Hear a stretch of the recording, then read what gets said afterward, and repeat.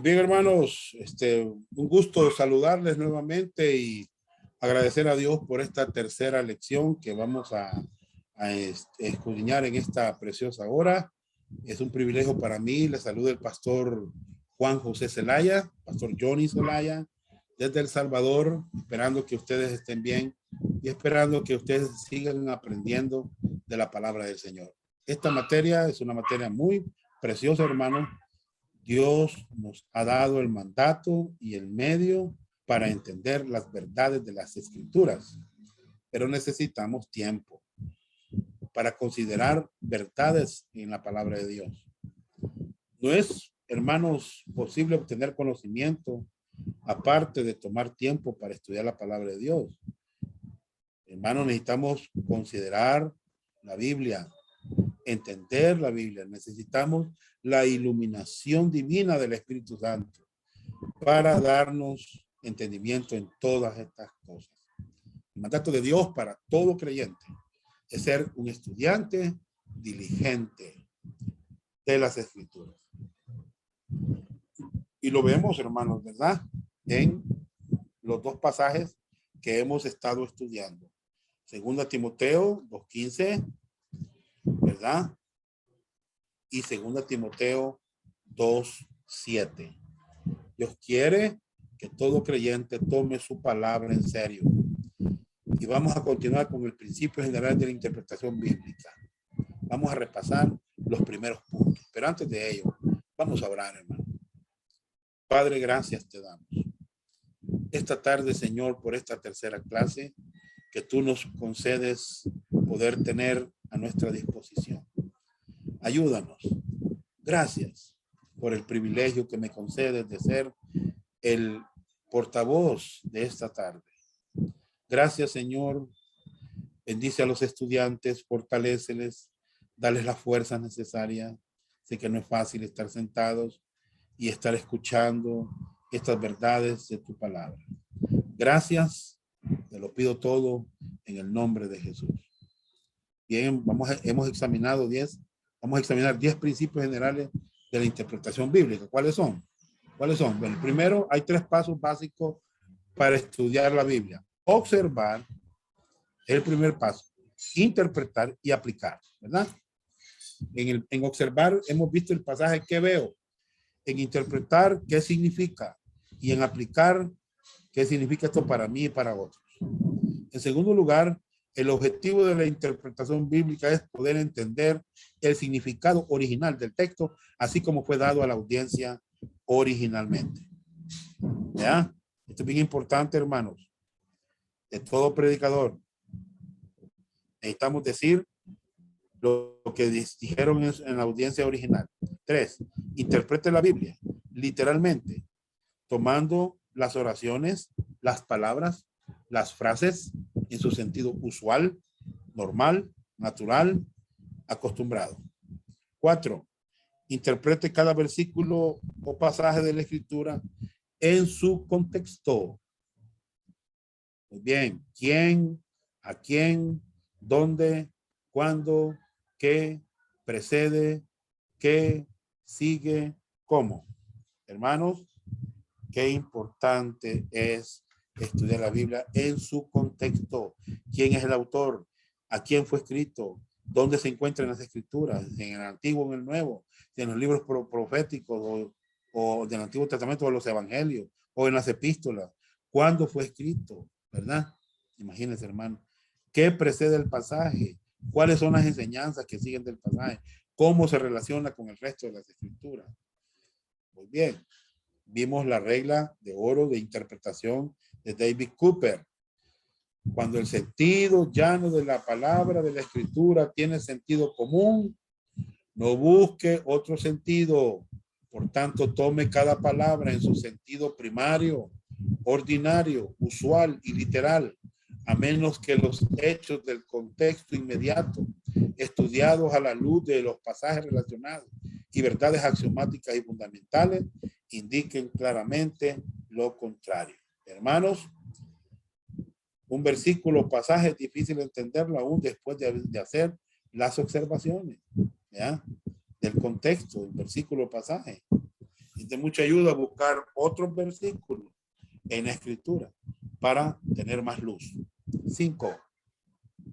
Interprete un versículo por medio de la comparación con otras partes de la escritura para lograr un entendimiento bíblico correcto. No solamente observamos el contenido, el contexto para interpretar y aplicar, sino que también debemos comparar escritura con escritura, hermanos, y la Biblia es el mejor libro que se interpreta a sí misma.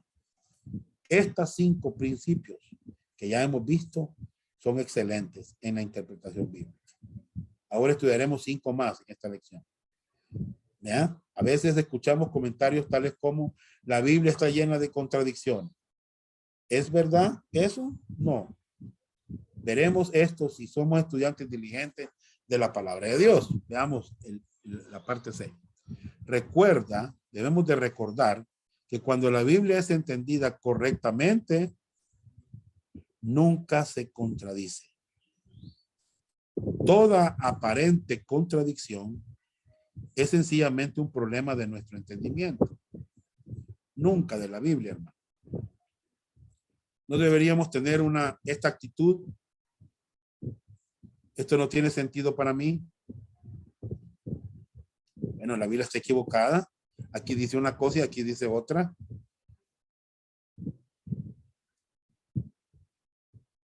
Muy bien. Si somos humildes y reconocemos, hermanos, y nos damos cuenta, la autoridad divina y la suficiencia de las escrituras, el Espíritu de Dios puede enseñarnos en la medida que busquemos las respuestas de la palabra de Dios.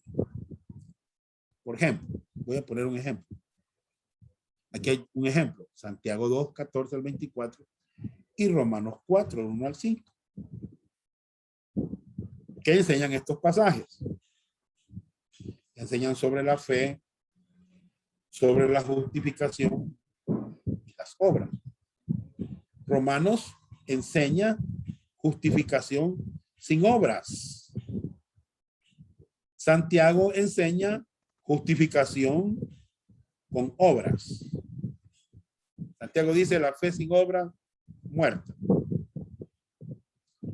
Romanos dice, hermanos, en el capítulo que Abraham fue justificado por las obras y tiene de qué gloriarse, pero no para con Dios, dice Romanos 4. Hermanos, bien, no hay contradicción. Cuando entendemos Romanos está hablando el apóstol Pablo de justificación delante de Dios en Romanos. Santiago habla de justificación ante los hombres, ¿Me entiende? Eso es bien importante que lo entendamos. Vamos a ver Santiago. Voy a ver si puedo. Santiago 2, 14 al 20. Hermanos míos, ¿de qué aprovechará si alguno dice que tiene fe y no tiene obras? ¿Podrá la fe salvarlo? Y si un hermano o una hermana están desnudos y tienen necesidad del mantenimiento de cada día, y alguno de vosotros le dice, id en paz, calentados y saciados, pero no les dais las cosas que son necesarias para el cuerpo, ¿y qué aprovecha? Así también la fe, si no tiene obras, es muerta en sí misma. Pero alguno dirá, tú tienes fe y yo tengo obras. Muéstrame tu fe. Quítalo. Y yo te mostraré mi fe por mis obras. ¿Tú crees que Dios es uno? ¿Quién haces? También los demonios creen y tiemblan. ¿Mas quieres saber, hombre vano, que la fe sin obras es muerta? Bueno, algunos dirán en este pasaje está enseñando que necesitamos tener fe, más buenas obras para ser salvos. Y esta es la enseñanza de muchas denominaciones hoy en día. Otros dirán que aunque la fe es la única cosa necesaria para la salvación, y si una persona es verdaderamente salva, hará buenas obras. Ellos creen que si uno no hace buenas obras, esto indica que la persona nunca fue salva.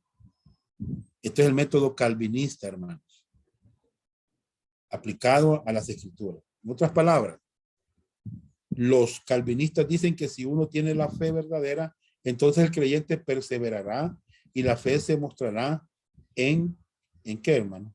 En fruto continuo en la vida o en buenas obras. O sea que lo que ellos están enseñando, hermano, es que para ir al cielo uno necesita hacer buenas obras. Aunque ellos no lo presentan como una condición para ser salvo. Ellos dicen enfáticamente que el requisito para probar la salvación son las buenas obras. Hay otros, como los arminianos, que enseñan que si uno no hace buenas obras, entonces perderá la salvación. Bien, veamos, ¿qué es lo que enseña el pasaje? Empecemos con algunas observaciones. ¿Quién está escribiendo? Bueno, Santiago, capítulo 1, verso 1. Santiago 1:1. Santiago, siervo de Dios y del Señor Jesucristo. Bien. ¿A quién está escribiendo? Bueno, dice ahí, hermanos míos. Es un término para creyentes en Cristo. Muy bien. ¿Dónde encontramos esto en las Escrituras? Bueno, es una epístola del Nuevo Testamento. Santiago es una epístola. De hecho, es en el orden cronológico. Santiago debería ser el primer libro del Nuevo Testamento. En el orden canónico, Mateo es el primer libro. Bien. ¿Cuándo fue escrito? Fue escrito después de la cruz, al comienzo de la iglesia en Hechos 2. Miren, hermano, miren qué importante es esto. ¿Qué precede? Instrucciones y advertencias a creyentes, tales como instrucciones acerca de las pruebas, acerca de las tentaciones. En Santiago 1:12 está a oír y hacer la palabra, o sea, no solamente ser oidores de la palabra, sino hacedores. Y también habla de advertencias contra la parcialidad, no tener acepción de personas. ¿Cuáles son las enseñanzas que siguen en el pasaje? Son más instrucciones y más advertencias a creyentes, tales como dominar la lengua. Santiago 3:8. Una advertencia a no juzgar a otros creyentes, a dominar la lengua, a no quejarse uno contra el otro. ¿Cómo se relaciona este pasaje con el resto de las escrituras? Bueno, aquí habla de asuntos de la salvación práctica. Esto aquí está hablando de asuntos no de la salvación en el primer tiempo, sino que habla asuntos de la salvación en el segundo tiempo, que es la santificación. Veamos el contenido y el contexto. Hermanos míos, está hablando a creyentes. Versos 14 y 16. ¿De qué aprovechará? O sea, era de provecho para ellos. La palabra salvar está en el tiempo presente. O sea que este término es usado en el libro de Santiago para el segundo tiempo de la salvación. O sea, santificación. O sea que Santiago es un libro que nunca se refiere al primer tiempo de la salvación. Santiago no habla del infierno, de salvos del infierno. Hermanos, Santiago habla, hermanos, de la salvación, del daño del pecado, de lo que puede dañar el pecado en la vida de un creyente por vivir en la carnalidad. ¿Ya? Santiago habla de la fe que es muerta. La fe sin obras es muerta. O sea, la muerte significa separación en la Biblia. O sea que la fe estaba separada de las obras. Por eso Santiago dice, muéstrame tu fe y yo te mostraré mis obras. O sea que es imposible ver los resultados de la fe, hermano, si vive en la carnalidad. O sea que Santiago está diciendo esto. La fe sin obras está separada del provecho o beneficio a otras personas. ¿Ya? O sea que Santiago usó esta ilustración en el versículo 15 y 16. Si alguien tiene necesidad física como el hambre o necesidad de ropa, y yo no hago algo para alcanzar las necesidades, pero digo, el Señor sea con usted, ¿de qué aprovecha mi fe para alcanzar las necesidades de una persona? Nada. Mi fe no es de beneficio a otra persona. Hermanos, Santiago usó dos ilustraciones para demostrar su punto. Santiago 2:21. No fue justificado por las obras Abraham, nuestro padre, cuando ofreció a su hijo Isaac sobre el altar. O sea que Abraham demostró su fe cuando él ofreció a Isaac sobre el altar. Santiago 2:22. ¿No ves que la fe actuó juntamente con las obras y que la fe se perfeccionó por las obras? Mire, hermano, ¿no ves? Mire, esta es justificación ante los hombres. O sea que Santiago está hablando de lo que otros pueden ver de nuestra fe. ¿Me entienden? Tremendo, hermano. Verso 24. ¿No veis pues que el hombre es justificado por las obras y no solamente por la fe? O sea, aquí vemos, hermano, que es justificado. ¿Ante quién? ¿Ante Dios? No, Santiago no está hablando de eso. Dios, aquí Santiago está hablando de justificación ante los hombres, hermano. Él está hablando de una expresión práctica, hermanos, o algo visible que la fe de un creyente que ya ha sido declarado justo ante Dios es una expresión de la fe que resulta en obras, que son de provecho a otros, ¿verdad? Que son demostradas a otros hombres. Entonces, hermano, qué importante es este punto. Hagamos exégesis, sacando el significado de la escritura, en lugar de meter mi idea al pasaje. ¿Me entienden? La palabra exégesis, ex significa fuera de. ¿Ya? ¿De dónde vamos a obtener nuestro entendimiento? De sacar fuera de la Biblia. No meter dentro de la Biblia mi idea, mi sistema, mi creencia, hermanos. ¿Me entienden? La Biblia es entendida correctamente, nunca se contradice. 7. Al interpretar un pasaje poco claro, examínelo a la luz de un pasaje más claro. Hermanos, a veces llegamos a pasajes que no son claros. Entonces necesitamos comparar escritura con escritura. ¿Me entienden? No es fácil. ¿Me entienden? Hay pasajes difíciles como Hebreos 6, Hebreos 10, 28, etcétera. ¿Entienden? Sí, hermano.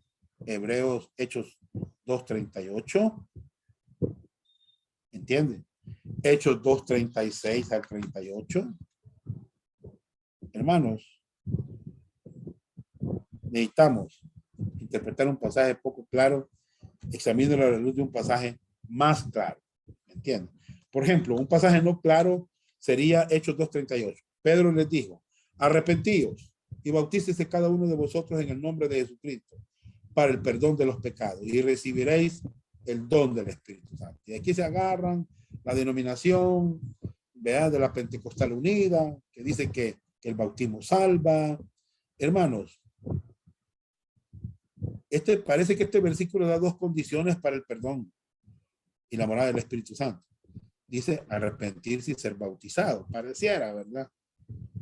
Hay que hacernos una pregunta. La Biblia está enseñando aquí que uno necesita ser bautizado para ser salvo.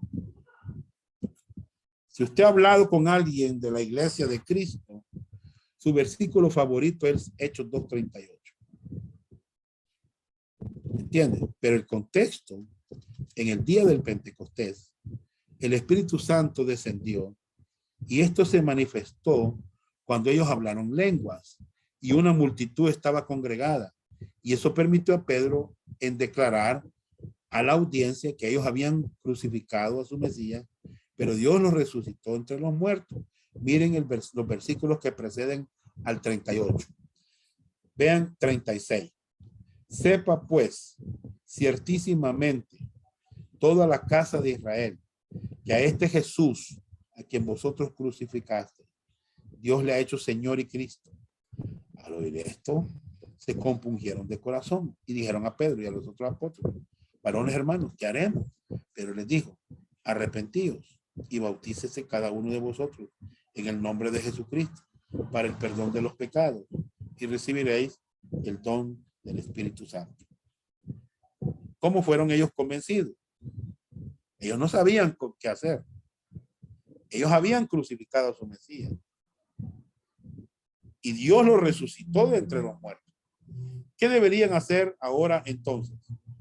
Bueno, la palabra de Dios declara repetidas veces, hermanos, que la salvación, hermanos, es solamente por gracia, mediante la fe sola en Jesucristo solamente y su obra completa en la cruz.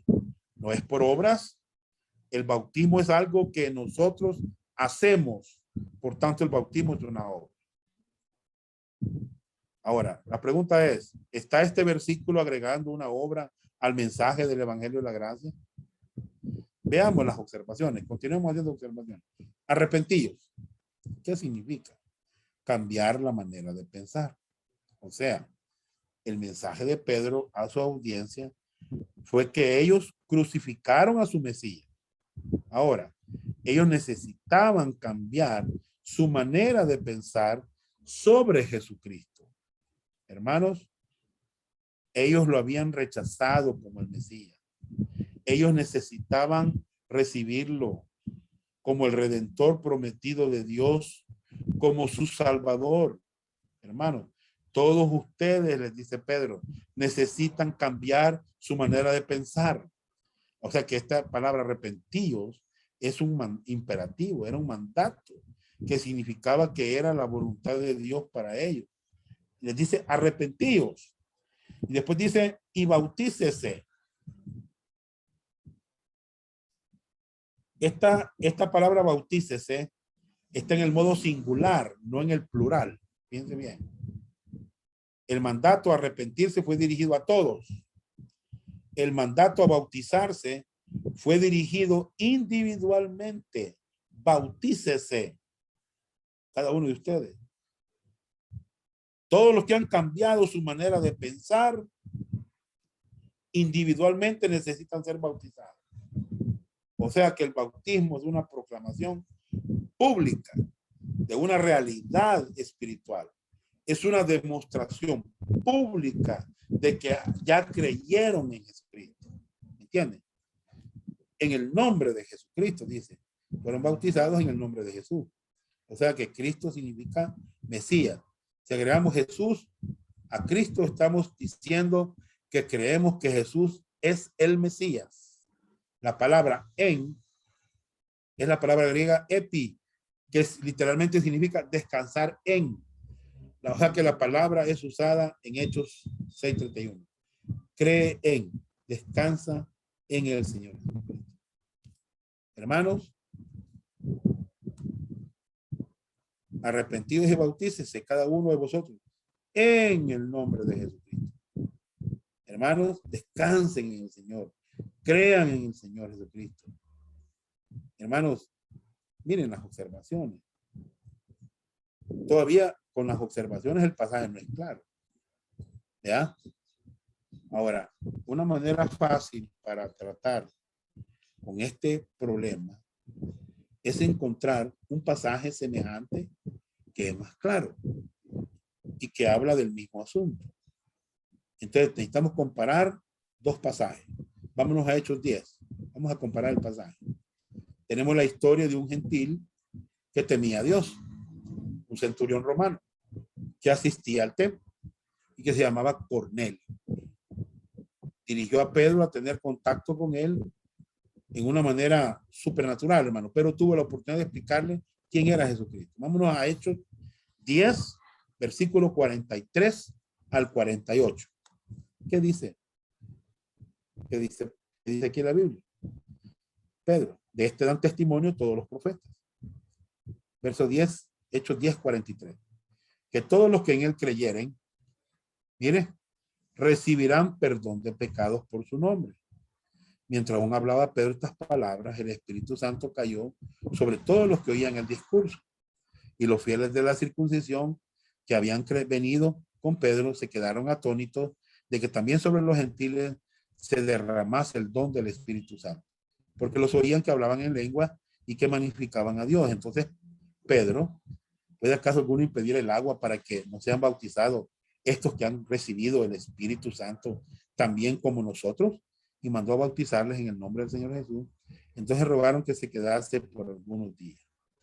Entonces, hermanos, vemos aquí que ambos pasajes, Pedro habló del perdón de pecados en ambos pasajes. En Hechos 2:38 habló del perdón de pecados y en Hechos 10:43 al 48. ¿Entienden? Él usó la palabra arrepentirse. Miren, en el versículo 43, observen.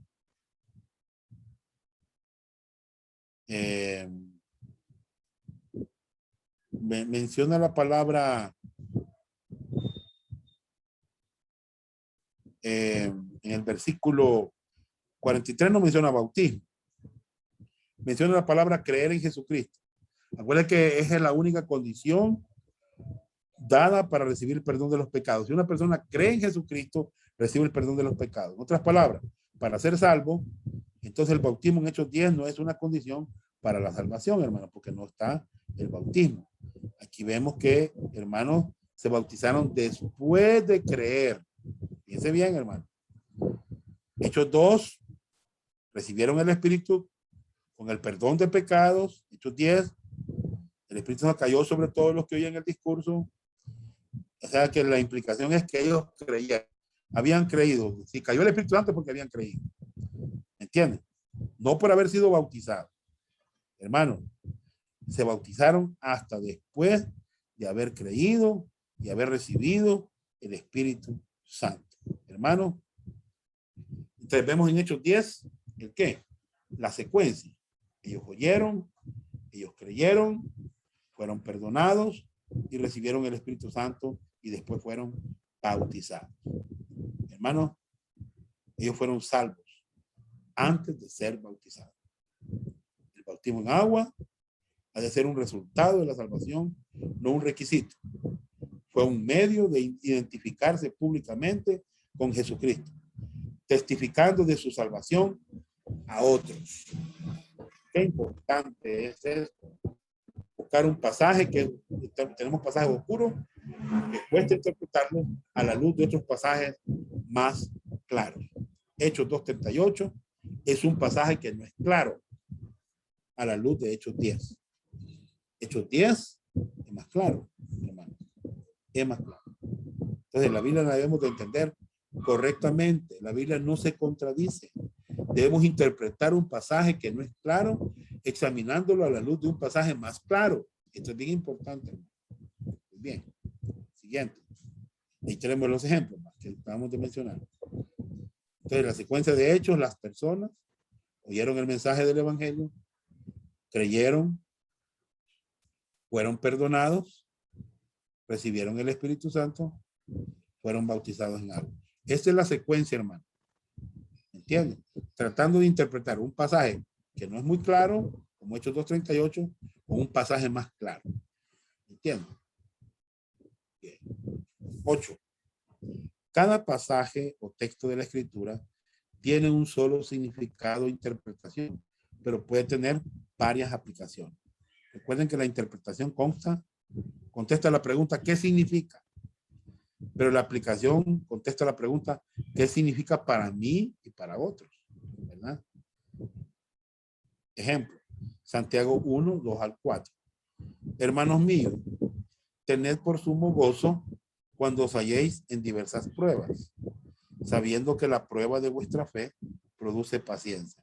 Mas tenga la paciencia su obra completa, para que seáis perfectos y cabales sin que os falte cosa alguna. Bueno, Santiago fue escrito a creyentes que estaban sufriendo pruebas. ¿Y cuál debería ser la actitud que tenían que tener? Tener sumo gozo, sabiendo que Dios usa las aflicciones para probar la fe, para producir paciencia y para llevarlos a la madurez. Esa es una interpretación y es bien sencilla. ¿Entienden? Miren, hermano, las pruebas. Hay aflicciones en nuestras vidas. Dios no quiere que huyamos de ellas, sino ni de que las esquivemos. Dios quiere llevarnos a través de las aflicciones. ¿Entienden? Podemos pasar por pruebas, pero dice que con gozo, sabiendo que Dios las usará para probar nuestra fe, para producir paciencia, para llevarnos a la madurez como creyentes. Hay una aplicación, hermanos, para nosotros. Mira, hay gente que no quiere pasar por la prueba. Otras las esquivan, pero otros pasan por ellas. ¿Me entienden? Miren qué importante es pasar por las pruebas, hermano. Este es lo más importante, esto es bien importante. Pasar por las pruebas. ¿Me entienden? Hay pastores que están luchando en el ministerio. Hay pastores que están siendo perseguidos por su fe, por lo que han creído, hermano. ¿Entienden? Padres, niños, adolescentes, creyentes, perseguidos por la fe, hermano. ¿Me entienden? Entonces, tenemos problemas. Hermanos, hay problemas, ¿verdad? Y mire, ¿qué problemas habrían si la Biblia tuviese múltiples interpretaciones? Hermano, sería terrible, hermano. Interpretaciones incorrectas, interpretaciones de denominaciones, de sectas que tienen de las escrituras, ¿verdad? Presumiendo interpretación correcta de su propia mente, ¿verdad? Entonces, es bien importante que Dios, hermano, nos ayude en esto que estamos hablando. 9. Necesitamos reconocer, hay que reconocer que aunque toda la escritura es para nosotros, fíjense bien, hermano, aquí está 2 Timoteo 3, 16, 10. No toda la escritura fue escrita directamente a nosotros como creyentes de la edad de la iglesia. Qué importante es este punto, hermano. Debemos de reconocer que aunque toda la escritura es para nosotros, toda es inspirada, todo podemos aplicarla a nuestras vidas, pero necesitamos interpretarla correctamente, porque no todo fue escrito a nosotros. No todo fue escrito para nosotros, hermano. Todas las escrituras son para nosotros. El Antiguo Testamento es para nosotros. Cada dispensación ha recibido revelaciones especiales que son provechosas para nosotros, pero no son revelaciones directamente para nuestra vida de hoy en día. O sea que muchas de las enseñanzas para Israel contienen principios permanentes, pero las interpretaciones eran especialmente para ellos. Voy a poner un ejemplo. Vamos a ver Romanos 15. Romanos 15, no tengo al margen ahí, verso 4. Dice, porque las cosas que se escribieron antes para nuestra enseñanza se escribieron, a fin de que por la paciencia y la consolación de las escrituras tengamos esperanza. Podemos aprender muchas verdades valiosas del Antiguo Testamento. Es provechoso, hermano, aprender de toda la palabra de Dios. ¿Entienden? La escritura, toda la escritura, hay que reconocerlo, que aunque toda la escritura es para nosotros, no toda la escritura fue escrita directamente a nosotros como creyentes de la edad de la iglesia. ¿Entienden? Por ejemplo, Génesis. Leemos que Dios instruyó a Noé que edificara un arca y Noé obedeció al Señor. ¿Es la voluntad de Dios para nosotros que construyamos un arca hoy en día? No, hermano. ¿Me entiendes? Las instrucciones fueron hechas a Noé. Pero nosotros podemos aprender de este pasaje de las escrituras. ¿Me entiendes? Podemos aprender. ¿Qué podemos aprender? La obediencia de Noé, la fe de Noé. ¿Me entiendes? O sea que las instrucciones de los santos del Antiguo Testamento fueron que apedrearan a los hijos rebeldes. Pero así era, hermano. ¿Tenemos las mismas instrucciones de Dios a nosotros hoy en día? No. Esto fue escrito para nuestro entendimiento, pero no fue escrito directamente a nosotros. Entonces, de la misma manera, las prohibiciones que Dios dio a Adán, que no comiesen del fruto prohibido o de los sacrificios en el libro de Levítico, podemos aprender de estos pasajes, pero no tienen instrucción directa a nosotros. ¿Ya? Así que veamos el último punto de interpretación bíblica. Usted debe darse cuenta de que el propósito final de interpretar la escritura es para conocer y crecer en la gracia y el conocimiento del Señor Jesucristo para la gloria de Dios. Si no aprendemos a observar, si no aprendemos a interpretar y a aplicar el texto de las Escrituras, no podremos llegar a conocer personalmente a Jesucristo, a crecer en Él. Habremos perdido todo el propósito del estudio de la Biblia. Hermanos, qué tremendo. Veamos, Lucas 24, 25 al 27. ¿Qué dice la Biblia? Entonces, Él les dijo, oh insensatos y tardos de corazón, para creer todo lo que los profetas han dicho. ¿No era necesario que el Cristo padeciera estas cosas y que entrara en la gloria? Y comenzando desde Moisés y siguiendo por todos los profetas, les declaraba en todas las escrituras lo que de él decía. Verso 44.